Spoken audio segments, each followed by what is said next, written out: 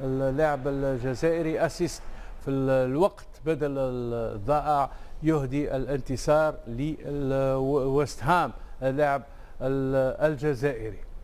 السؤال الآن الذي يطرح، هذه طبعا بالنسبة لي بالرحمة هذه الصور، وهذا بالرحمة، وهذا التوغل، والتمريرة والفرصة كانت فرصة واضحة جدا لفائدة بالرحمة.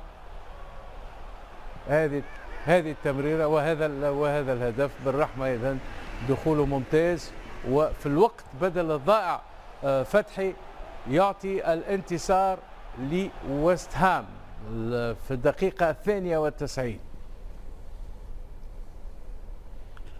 والله امتياز وفخر معناها كبار برشا، لأنه شفنا زياش وحكاو زياش تشيلسي دون زياش، مش تشيلسي مع زياش.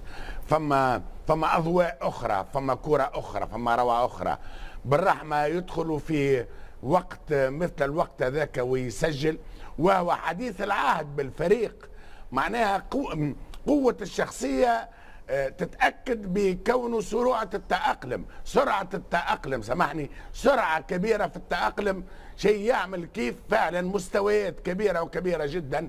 يبدو يا هشام وان هناك غزو للبطوله الانجليزيه من قبل اللاعبين العرب، غزو كبير، غزو نفتخروا به، غزو من نوع ممتاز.